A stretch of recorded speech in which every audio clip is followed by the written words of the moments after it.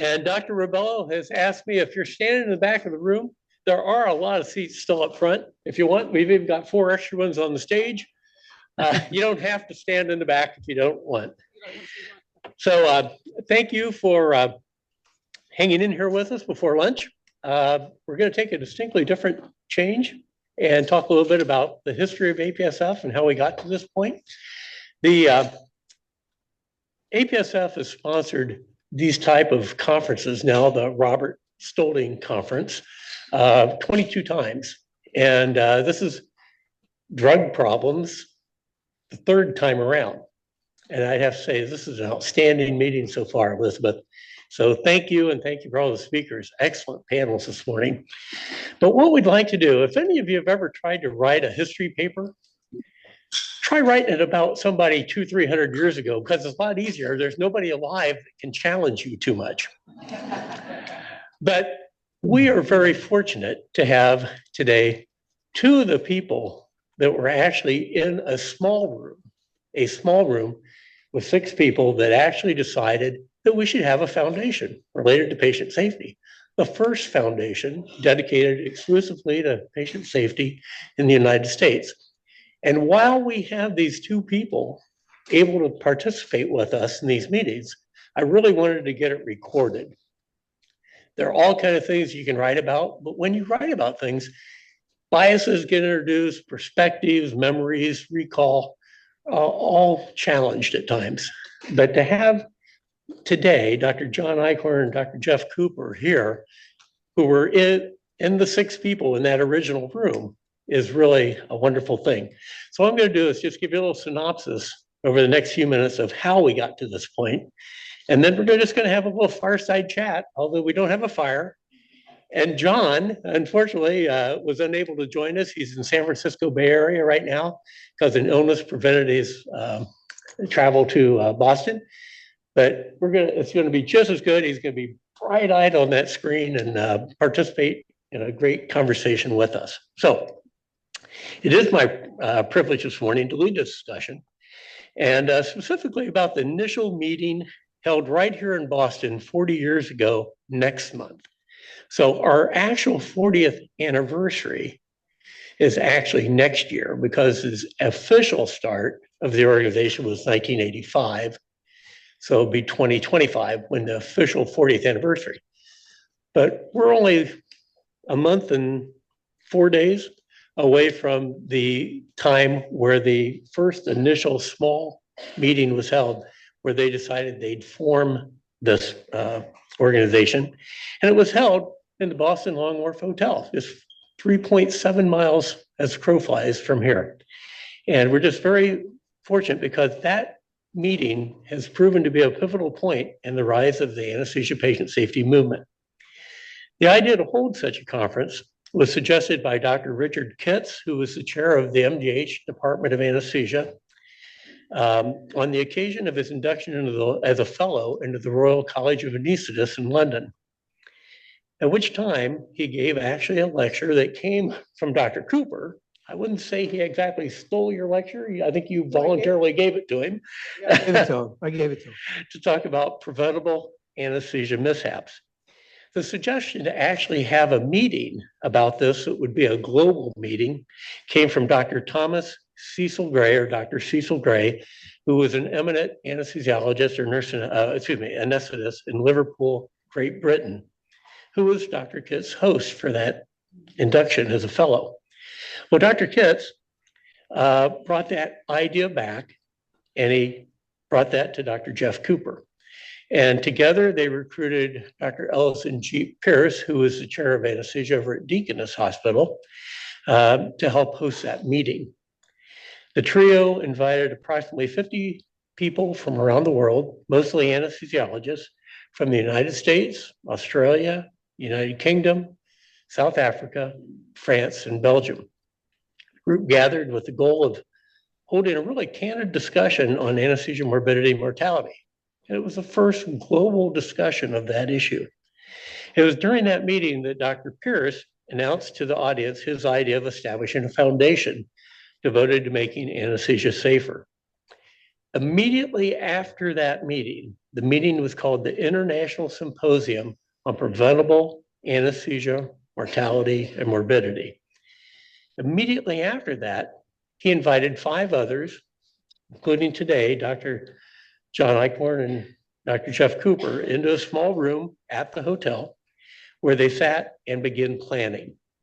They agreed that a separate, somewhat independent foundation was needed to promote input from all anesthesia professionals.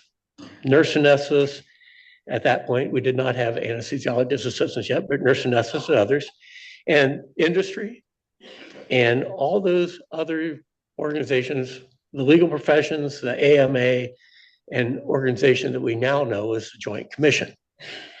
In addition, the group was convinced that it was important for the patient safety initiative to succeed, that it had to be supported financially by industry and other foundations.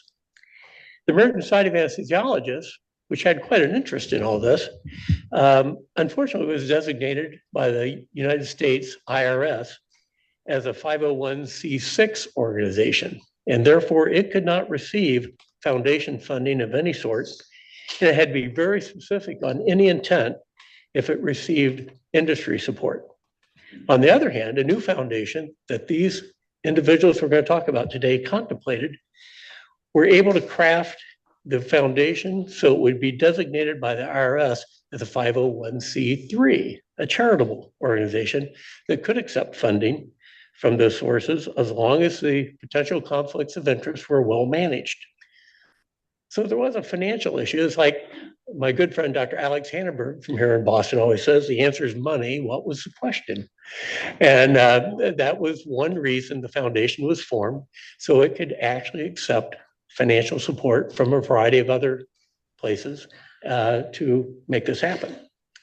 So several other crucial decisions were made at this inflection point in the anesthesia patient safety movement. And it was clear to all the remarkable leaders in this small working group that a new foundation should be US-centric. I believe I actually have this. There we go. And actually, here are 4 of the folks that actually organized that initial international symposium. And Dr. Kitts, on the left, Dr. Gray, Dr. Cooper, and Dr. Pierce. So we move a little further along. In this backroom discussion, and I don't mean that in a pejorative way, but it was a back room in the hotel. The real discussion took place in that room. And the meeting attendees were Dr. Kitts, Pierce, Cooper, Dr. John Eichhorn, and Dr. Gray.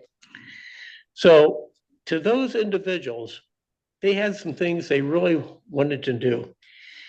They thought it should be US-centric. They were afraid if they attached it to something like the World Health Organization, and Adrian, God love you for that wonderful summary of the World Health Organization.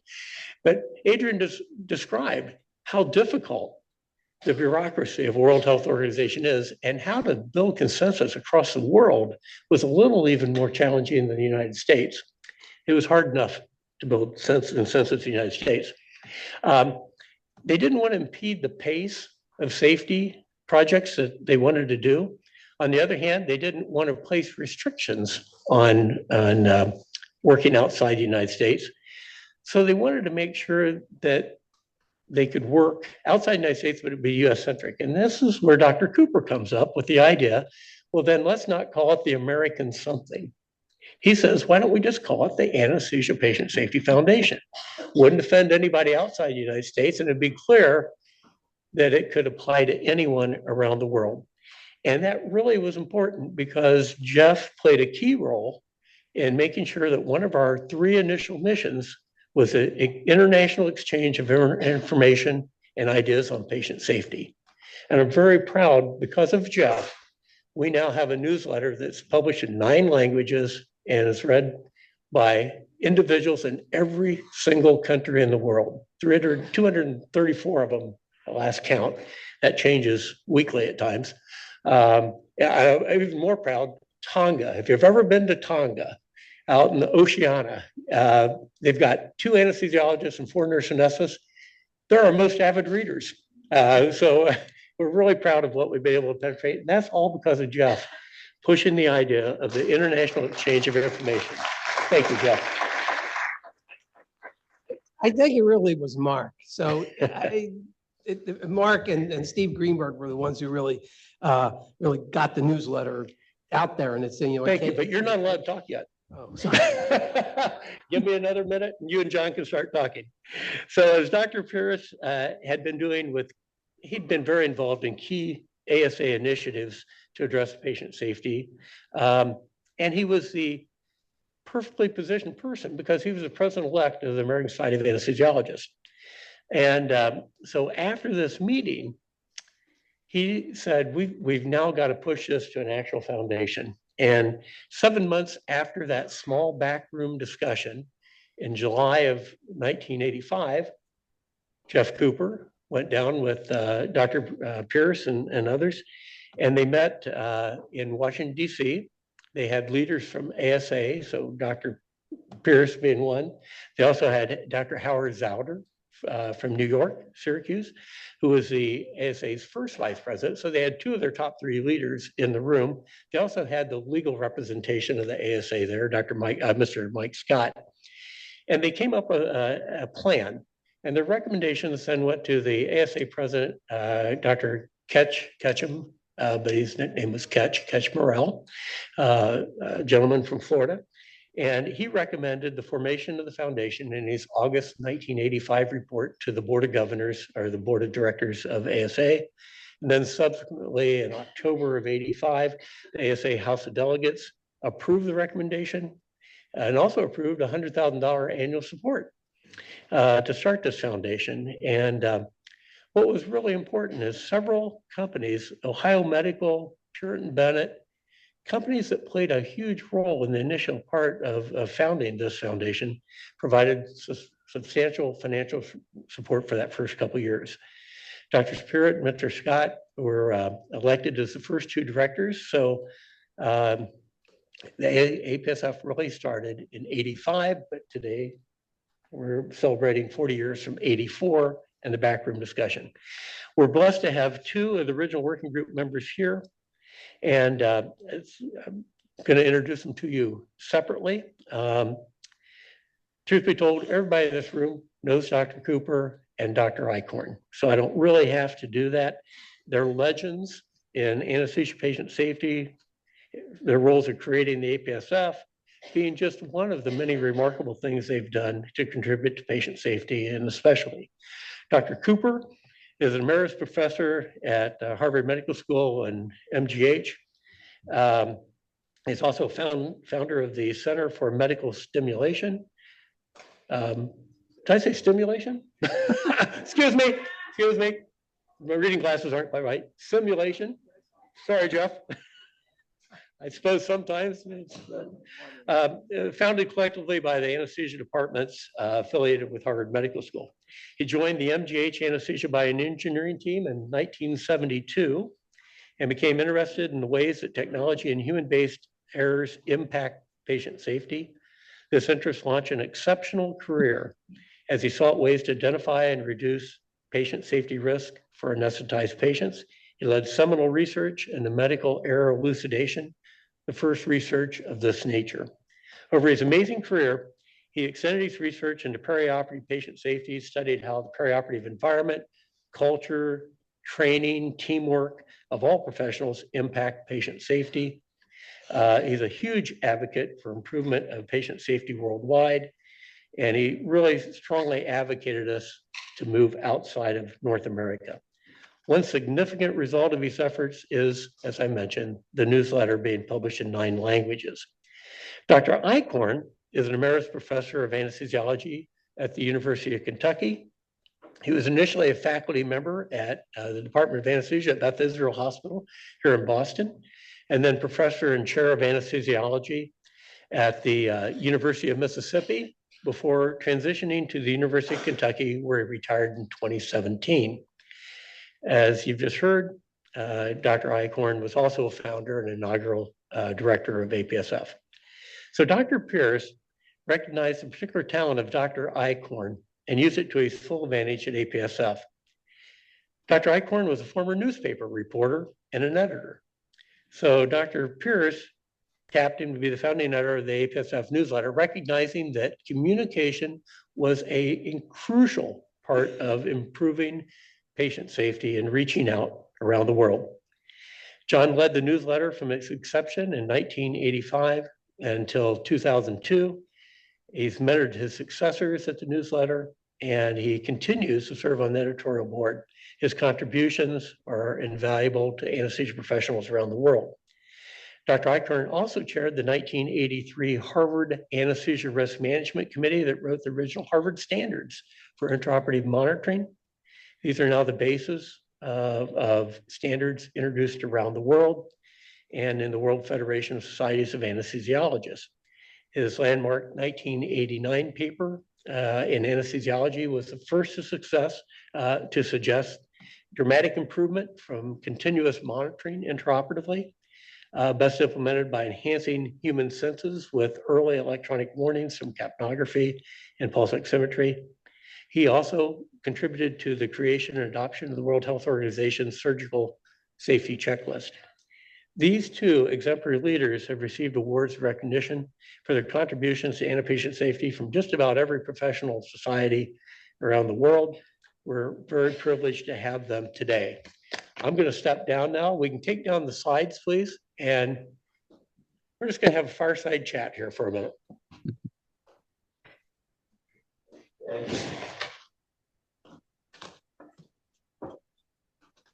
Let's start with Jeff.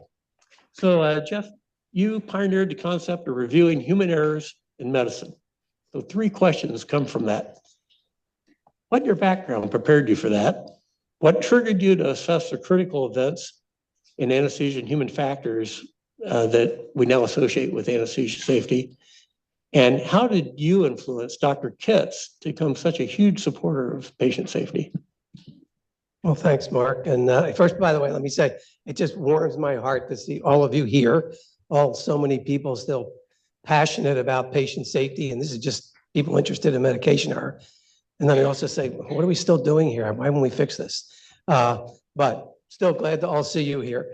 So those are 3 tough questions. I generally knew what the questions were, and I still have trouble answering as to, how did it all happen? I still can't quite figure it out. That I landed here in 1972, and when I came, even though my career became about patient safety and anesthesia and human factors, and then I ended up having to run a department of biomedical engineering, so I had to do administration, got into simulation and education, and I had absolutely no specific preparation for any of those. But what I think it speaks to is just the value. A couple of things. One, a really good college education. I went to Drexel. By the way, I was a chemical engineer. My master's was in biomedical engineering. But I think what it speaks to the fact is, as an engineer, I was trained to just kind of think. And all our tests, our engineering tests, were all open book tests. So it must have been something about the underlying engineering education and the curiosity that I think I got from it. But I think most important, it took me many years to figure this out. Drexel was a co-op school. And I spent most of my co-op experience, which was about 18 months over the course of really what's a 4.5-year college experience, at DuPont, which at the time was the safest company in the world. They were taken by Alcoa. So when I went into work every day, there was a paint plant in Philadelphia, if you can believe that. There was a big billboard in the front that said how many days it had been since a worker lost a day of work from an injury. And they were totally committed to safety. And every Monday morning, we had a safety meeting. Once a month, we had an hour-long meeting. I had to run some of those meetings as a student. So I came out of my co-op experience thinking about safety. Then I end up in a hospital. It's like, they don't do things the same way here. But I think that's where my feeling about it came from. But then when I was at MGH, I was in this engineering group. We were there to support the anesthesiologists and the researchers. And we had no specific thing we had to do except to help them in their research. But I hung out in the operating room a lot with an anesthesiologist, Meyer, who was doing his fellowship then. And I saw anesthesia through Rennie's eyes, and he was really insightful. He could explain things not just from his perspective, but he had this understanding of why things went wrong. And anyway, our engineering group got into this idea. It was the early days of microprocessors, and we actually ended up designing a prototype of the first microprocessor-based anesthesia machine, the Boston Anesthesia System. But on the way to doing that, we studied about what was going wrong. And it happened at a Halloween party where I was dressed up as a birthday present. And I sat next to this guy, Ron Pickett. He was a consultant for Bolt, Brannick and Newman. And he was organizing a conference in 1974 on human factors in healthcare, sponsored by NATO. Just like ridiculous when you think about it. How did that happen? So he invites me to go to the meeting. So I gave a talk, and Ron Neubauer, my colleague, who was instrumental in anything I ever was able to do, coined the title of the talk, "The Anesthesia Machine and Accident Waiting to Happen." So I give this talk. This guy from American Institutes for Research, Ron Pickett, comes up at the end and says, "Boy, you've got a great laboratory to study." And he told me about the critical incident technique. And so I went back. We used him as a consultant. We started doing interviews. And then it all came from there of just listening to anesthesiologists, nurse anesthetists, residents talking about things that went wrong. And we didn't ask them about their equipment. We just tell us about things that went wrong. Of course, talked about all kinds of other things. And that's really what got my interest going. And fortunately, I had a chairman in Dick Kitts, who was just an incredibly supportive, loyal, helpful, mentoring guy. And he was the guy who got the money when I went to him. I said, I want to go to this meeting in Portugal. It was in Lisbon. So I don't know how he did it. He found the money for me to go to Lisbon in 74. So, it speaks to the value of a good education, an incredible mentor, a lot of serendipity. And I also have to mention, I worked with an incredible group of engineering colleagues. I was really lucky that I fell into a group that was people all smarter than me, but incredibly collegial and generative. So all of those things are what add up to a career that's completely been serendipitous. Great. Thank you, Jeff. Really appreciate it. John, it's your turn now. Okay. You were a relatively junior member of the faculty at Beth Israel Hospital when you were asked to participate in the Harvard Risk Management Committee. That committee was assigned the task of understanding why CRICO, the Controlled Risk Insurance Company of Boston, the provider of malpractice insurance for the Harvard hospitals, found in 1983 that 11% of its payments went to patients for harm associated with malpractice claims against anesthesiologists, who represented only 3% of the physicians in the plan. How did you come to be asked to join the committee, and what did the committee find and recommend? Well, thanks for having me, Mark, and I appreciate the opportunity. As usual, exactly what Jeff said, serendipity is critical to all this. But the important thing is that it was actually in 84, it went up to 12% of the payout from CRICO for 3% of the physicians, caused them great concern. They came to the 9 chiefs of anesthesia of the Harvard 9 departments at that time and said, you need to do something. And because of that, they said, well, the logical answer, of course, from any big group like that, form a committee. So that's the standard answer to all these things, form a committee. And they said, okay, we'll have a committee. And when it came to the question of how to organize it and who would run it, it was suggested actually by John Hedley White, my chair, that based on an experience I had the previous year, and I was involved in investigating the accident at the Army Hospital in Alabama, where argon was introduced into the central oxygen system. And at that particular point in time, there was a system failure. There was a human failure, but mostly a system failure, because the batteries on the oxygen monitors on those 3 anesthesia machines had all run out, and the Army supply system was unable to get new batteries fast enough to allow those oxygen sensors, the old IL-404s, if anybody knew them, to work. And so that contributed to the catastrophic accident that caused ultimately 4 deaths. So because of a sequence of events of published papers from the Beth Israel, the Defense Department called my chair and asked, can you investigate this accident for us? Because Beth Israel had been the only place where an oxygen pipeline accident had occurred that was published. So they found that, asked for help, and the help was me and the director of respiratory therapy. We investigated the accident. The answers were fairly straightforward, and we presented our report to the Defense Department and the various chiefs of the military hospitals of anesthesia, and they accepted it and thought it was great, and it was all good. that point was made at the meeting with CRICO complaining about the cost of anesthesia malpractice.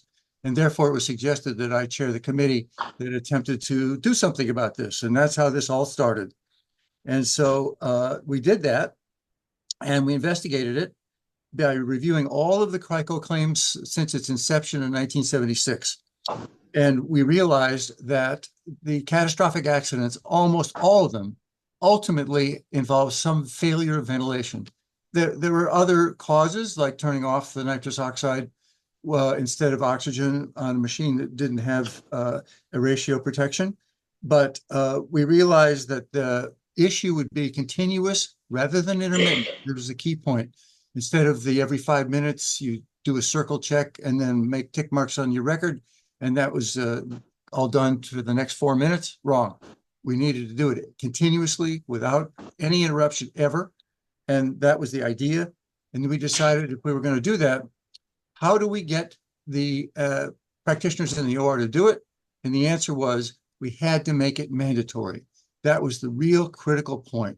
Not guidelines, not recommendations. These had to be mandatory standards, because in those days, with all of the malpractice issues going on, that was the original problem with CRICO, it was clear that if we made this a mandatory published standard, that would stick. That would make people pay attention because of the legal implications of not paying attention to standards. And that's where the original concept of the Harvard monitoring standards came from. Great. Thank you, John. You know, while you were talking, I had a chance to look around the room. I see Dr. Jim Phillips out here, who was at some of the original meetings too. And I think on that original committee you had. So Jim, thank you for standing. Appreciate it. We should recognize Jim and his work. Who else do we have? Dave Cullen. Dave Cullen was on the So committee. we've got Hey, Dave. two originals right here in the room. So you guys can correct everything later. Gotcha. Okay, so Jeff, here's a question for you. Influenced by your safety work at MGH, Dr. Kitts joined you as a really strong advocate. Tell me about your relationship with him. How did that happen? And because the two of you really were major triggers for patient safety. Yeah, well, he was my boss. He was the chairman. And I remember when I interviewed with him, when I came here for my interview, which would have been in early 72 in the spring, I think it happened, interviewed for this job at the bioengineering group. And I remember I was so intimidated being in his office, but he was just such a wonderful guy. He just made you feel at ease. And again, he was just so sincere and thoughtful. There was a couple of funny things that happened in the interview, but I won't get into. But over the years, that relationship of him being the boss, it just changed, and we became close friends and colleagues.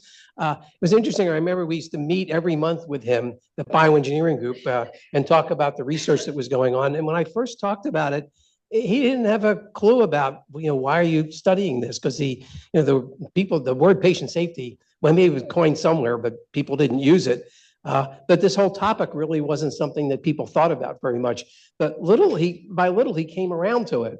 And after several years, he became a really strong advocate. And as you said, what happened with the Royal Society meeting, he asked me, look, I have to give a talk there when I get inducted into he was inducted to be a fellow, I guess, of the Royal Society of Anesthetists. And so I remember sitting down there, and I had most people won't remember these Diazo slides.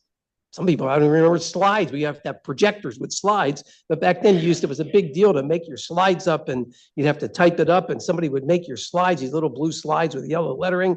So I sat there and went over the slides with him, and basically gave him what he needed to do. And I didn't see the lecture. It wasn't recorded, of course. So he went and he gave my talk essentially on anesthesia, mortality, and morbidity. And that's what triggered Sir Cecil Gray to have this great idea about running the meeting. Great, thank you. Now, John had a similar experience with Chief Pierce in terms of a relationship, just like Jeff had with Dick. So, John, tell us more about your relationship with Dr. Pierce, how it influenced your career and your work with the monitoring standards, et cetera. Yes, I first met Jeep in 1975 when I was fortunate enough to win the residence research competition for the Harvard Anesthesia Center. And he was at that presentation and meeting, and he spoke to me afterwards. And I remember hearing about his interest in accidents. And at that time, I told him about an experience I had had not that long before, which was that I was in operating room number 2, doing a case in the first case in the morning.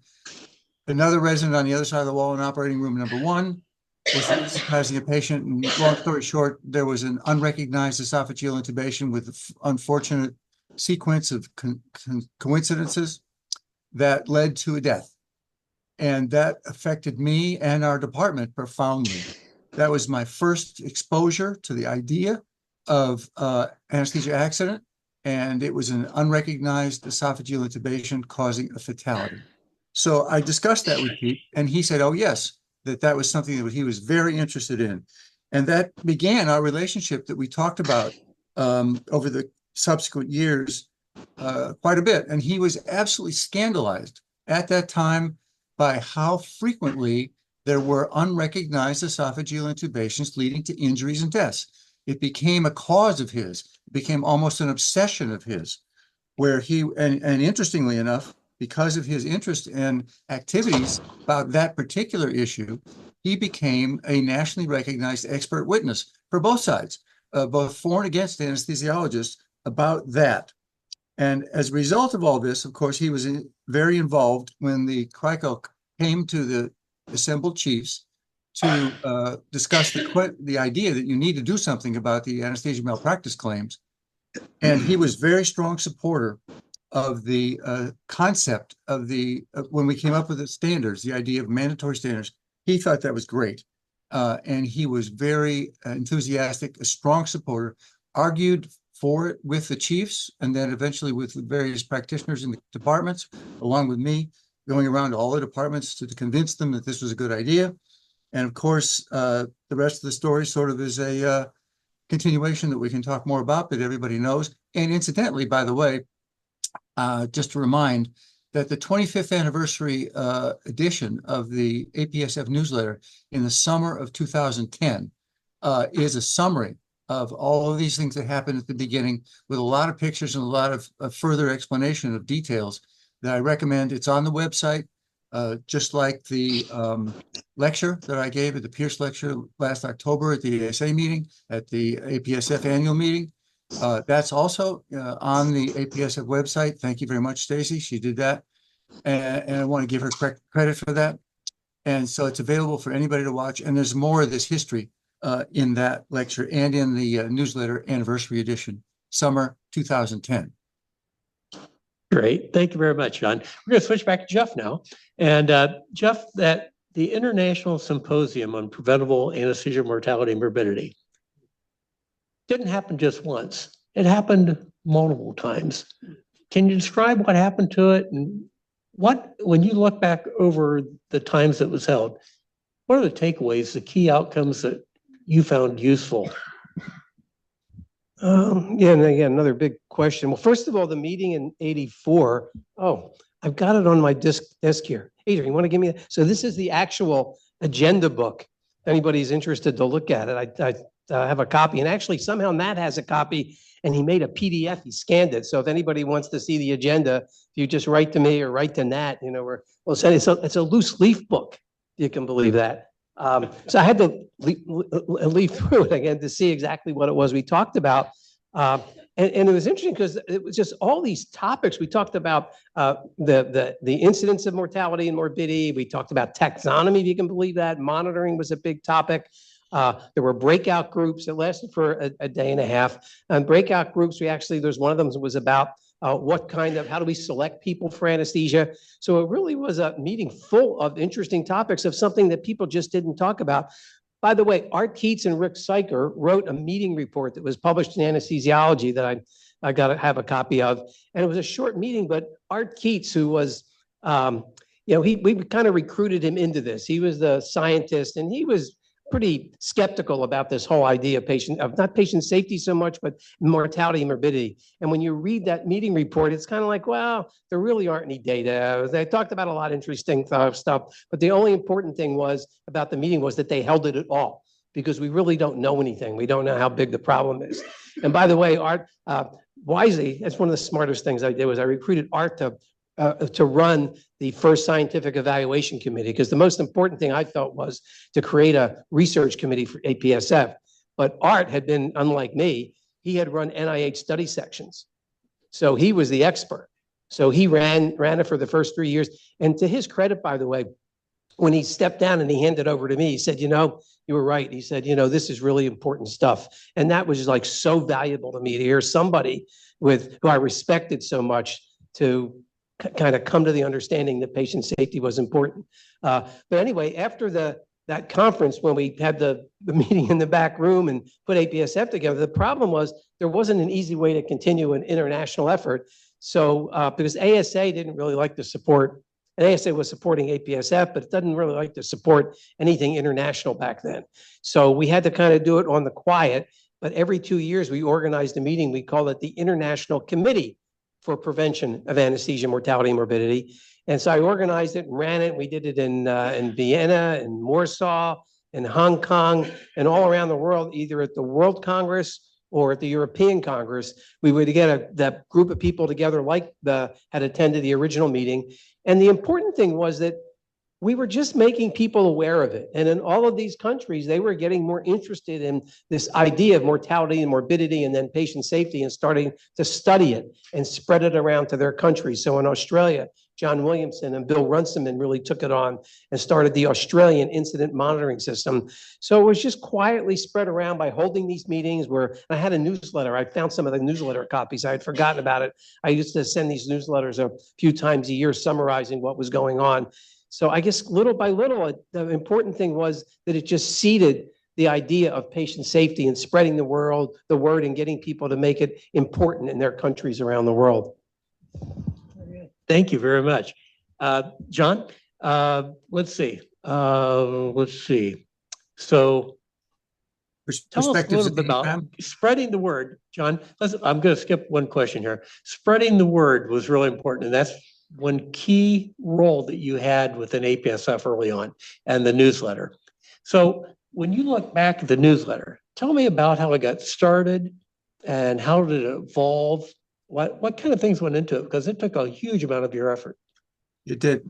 I'll take 1 second to go back to suggest to everybody and Jeff that meeting agenda book and all the reprints that were with it can be put on the APSF website and everybody can look at it. And we know how to get that. That's a good plan. And I suggest strongly you do that. Back to the newsletter. We'll do that, John. We're also going to get his newsletters and do the same thing. Great. They'll also get them over to the Wood Library Museum. The APSF newsletter started for two big things. One, G. Pierce recognized that if the APSF was going to be successful, it needed to reach out and it needed publicity. And prior to that, in our conversations, I don't remember exactly how it came up, but Jeep was aware of the fact that I had no intention to go to medical school. I was intended to continue my journalism career and become a creative writer, write novels. However, my experience in college did not work out. And after being discouraged strongly from pursuing a creative writing career, I went out and signed up for organic chemistry, and the rest, as they say, is history. So Jeep knew this and knew I had edited 2 weekly newspapers, and he thought that was great. And he came to me even before the ICPAM meeting saying, if we ever did anything together, would you be interested in trying to promote it with a newsletter or something like a newsletter? And I said, sure. And so it's very important to realize that I agreed to do this. They were enthusiastic about it. Rick Syker in particular, very enthusiastic, very supportive, always calling me and telling me the newsletter is great, so on. But to get the newsletter going, it's very important to recognize the contribution of Bert Dole and Puritan Benecorp, because without them, there would never have been a newsletter. He donated the services and the facilities in Kansas City that allowed us to have the newsletter, which this is old stuff. This is, this was 1985 into 86. And it was very old school, typed copy on regular white paper, had to be set in type.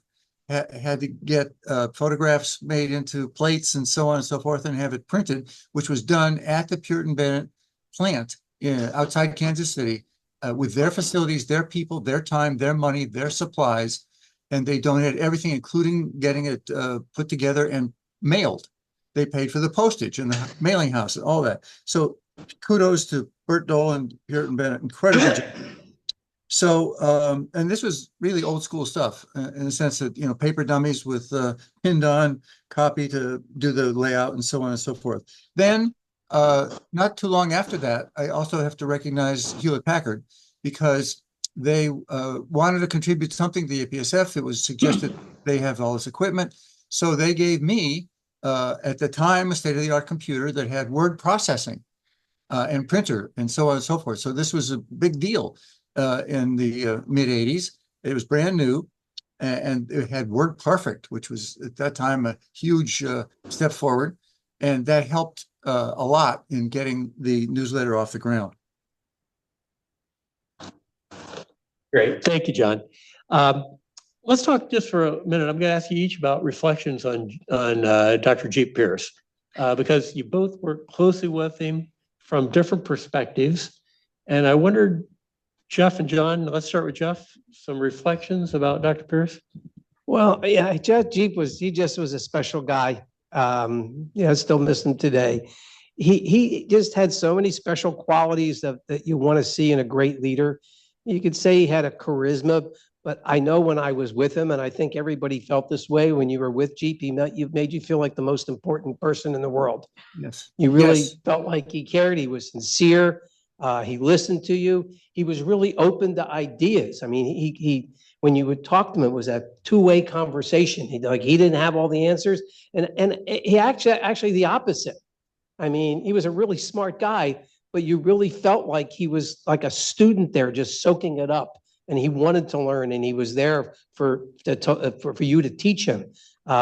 So he, again, just many wonderful leadership qualities. He was an exquisite diplomat, because he's the one who took the ASA where people wanted to do tort reform. Let's stop paying it out. And he's the guy who stood up and said, no, we're going to stop hurting people. And as president of the, as president of the ASA, he was the one who was able to carry that forward, because that was not an easy message. And so again, just a lot of wonderful qualities, a wonderful guy, and a lot to be learned from him as an example. I'll take off on that, because obviously I agree with everything. And I have a lot of Jeep's history, actually, in my Pierce lecture from last October. And it was also in his Rovenstein lecture to the ASA some years before that. But in answer to the question of how Jeep got going, this is in the story, that he was asked as a junior attending at the Brigham by Leroy Van Dam to give a lecture on anesthesia accidents. This is very early in his career. And he did that. And of course, he had notes and he had some reprints, and he created some files. And that started him to collect cases, first from the Harvard system, then from the Boston area, and then eventually it came from all over the country. And he had this incredible emphasis at the time, because he was so upset. Whenever he heard of a case of an unrecognized esophageal intubation, that made him livid. And it became, as I said before, an obsession of his. Then he experienced a personal tragedy with a close friend of his, had an 18-year-old daughter who was having dental surgery, induction of anesthesia. Sadly, an unrecognized esophageal intubation caused her death. That profoundly affected Jeep. He talked about it. He told me about it when it happened, and he told others. Whenever the story came up, whenever the idea came up about unrecognized esophageal intubations, Jeep was telling that story. So this is huge in his career. So he then became recognized for this interest in unrecognized esophageal intubations, which just fed into the whole idea that we've got, like Mark just said, got to stop hurting people. And the questions always came up: is this human failure? Is it system failure? Is it both together? Of course, the answer is it's both together, but mostly system failure more than human failure. But then also in that mix, at the same time, there was still the aftermath that contributed to Jeep getting going with the ASA from the 1982 television program, A Deep Sleep, on ABC 2020. where they had these horror stories about anesthesia accidents, including a famous one, I believe from New York, where they turned off the oxygen and turned up the nitrous oxide by mistake, that kind of thing. That coincided with Jeep becoming ASA president and fueled the fire that allowed him to get much more attention in the ASA, which led to the other things that you've already talked about, and we're going to talk about more. Great. Thank you, John. There are a number of folks in the audience that actually remember either being in anesthesia or even before coming in anesthesia, remember the deep sleep episode of ABC News and the impact it had even the next morning going to see a patient in prep area asking Absolutely. you, Yes. will I stay alive? Yes, that happened to me. Yeah. So let's see. So because of the time, let me ask you this. So you guys have both been 40 years in this. The contributions of APSF, what made it special that APSF's been able to continue and be successful? We've probably had periods up and downs, peaks and valleys, but what would you find help sustain it? And what do you think we can do to continue to sustain it and accelerate it?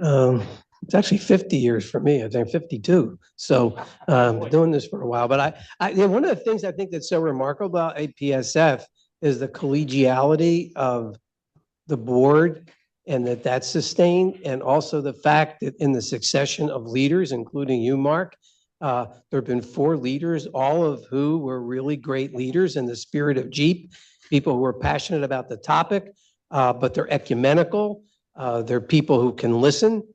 They're open to new ideas. So the leadership's been really important. But the board, the fact that the discussions were always, when there were disagreements, still respectful and that people got along and we had fun. And Rick Syker and Casey Blitt were just the jokesters. Casey a little bit off color sometime. But and finally we had a woman join the board and we were a little worried, but she had been a hockey player, so she could handle Casey, we realized, but then we toned them down and he finally cut it out. But they would just keep it lively and fun. And I think that spirit of people being passionate about the work and being, essentially all volunteers was really important. But I think the newsletter absolutely has actually been critical. So I give John kudos for that and Steve Greenberg for continuing that legacy. The fact that it was free, that everybody would get it. We've talked about charging it first, but then the only people who would pay for it are the people who didn't need it the most. So the fact that newsletter has been so superb, so targeted, so practical, it gets to everybody for free, it's such high quality, I think has been a critical element of the success of APSF throughout. And again, the spirit of the people who dedicate their time really to make it happen. Another component that I have to throw in to that is the corporate contributions, because few people realize that in the very beginning, the contributions that allowed the APSF to get off the ground from day one, 1/3 came from the ASA, 1/3 came from Ohio Medical, Deagle Rountree, 1/3 came from Puritan Bennett and Bert Dole. And that was the real nugget that allowed the original efforts to go forward, to have meetings, to have programs, to have things happen. And then there were many other corporations later on that came in, of course, Nelcor, Aspect later with Biz and so on and so forth. But this was all critical to allow the APSF to function and have the wherewithal to pursue things like the newsletter, for example, being sent for free to everyone. And so I think has to be recognized. And that's part of the idea that Jeff was saying about bringing people together, being ecumenical. And that continues, I trust, today to allow the success for the future of the APSF. Thank you. So I'm going to ask you both for just a couple last comments. We're going to wrap it up in about 2 or 3 minutes, but maybe just a minute apiece on a last comment. Well, again, I'm just thrilled that everybody's here and that there's still this passion about patient safety. I wish it didn't have to be so. In terms of what might we do going forward for APSF and really for the field, what I'd like to see is it really expand the thinking to be more perioperative. One of my several current interests have been about the relationship between anesthesiologists and surgeons, and that's just like one element of it. But I think to expand the thinking, to really think more deeply about culture, but to work with your perioperative colleagues more and just get the heads really out of only thinking about the operating room. So I think for APSF to grow and to be successful, that's really going to be a critical element, is to think about the whole patient, the whole experience, and figure out how to move in those directions. I'll pick up on that in the sense that I agree with Jeff totally, and I understand about expanding beyond. But on the other hand, I think it's recognized that my focus has been on the idea of preventing intraoperative catastrophes and making the intraoperative experience as safe as possible. And as I said in my Pierce lecture last October, I sincerely believe that the advancement of smart monitors in the OR and eventually AI, it's not happening quite yet, but eventually it will happen. And I think that the concept that can come out of applying AI to the anesthesia environment in the OR, both anesthesia and surgery for that matter, will be critical for the future. And that's going to be something that the APSF is going to have to get into. There are still very sticky problems. Evidence the program today about medication errors. As you say, that we've had this before, and it is one of the few things that really hasn't been addressed yet. One of the errors and weaknesses that in the systems that has to be focused on, and I think will be, hopefully with the APSF being the main driver of getting some real action.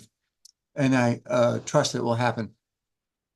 Great. Well, I would like to sincerely thank these two. We do have, I'm going to give real privilege to Jim Phillips or Dave. One moment, yeah. Would be able to call in, please. So recognize that Crico, who had wanted this thing to happen from the beginning, immediately after these things happened, we went from $20,000 a year of malpractice insurance down to $10,000 a year.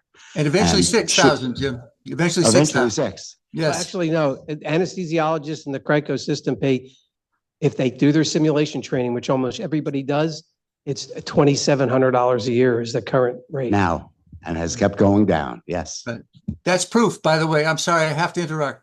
That is proof that it works, in the sense that the fact that the insurance company actuaries allowed significant decreases in the malpractice insurance premiums is only the result of fewer and less severe accidents.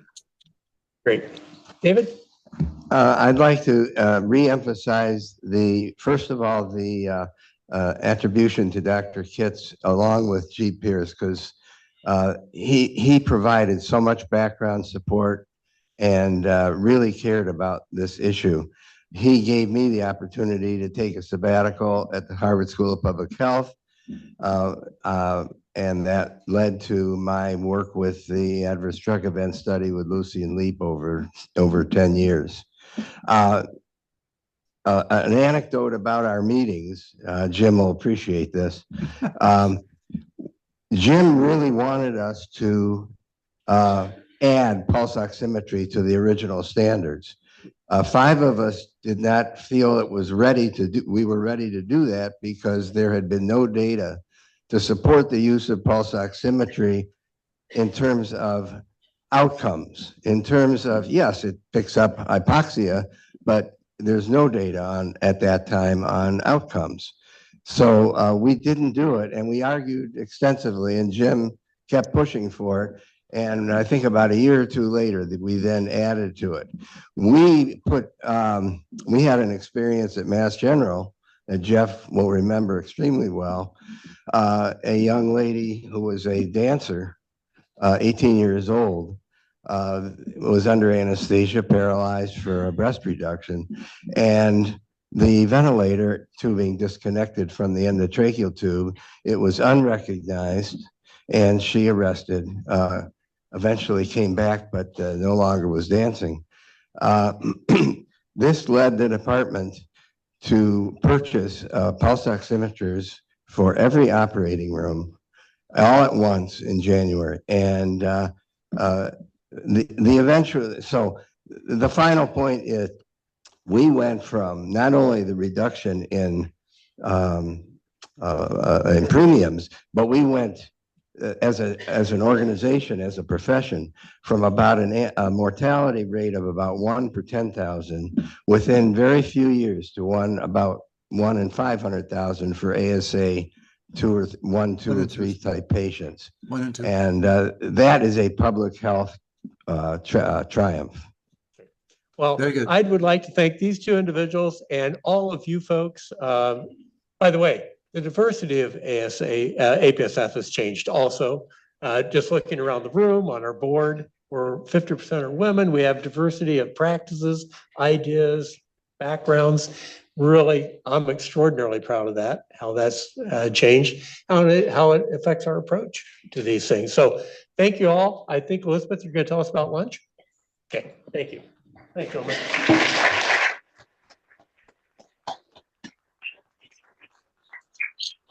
Thank you, Drs. Warner, Eichhorn, and Cooper, for giving us a perspective of what things were like 40 years ago and giving it and helping us really understand your path to get where we are today. Really appreciate that. Lunch is served and we will resume at 1 o'clock. Thank you. Excellent job.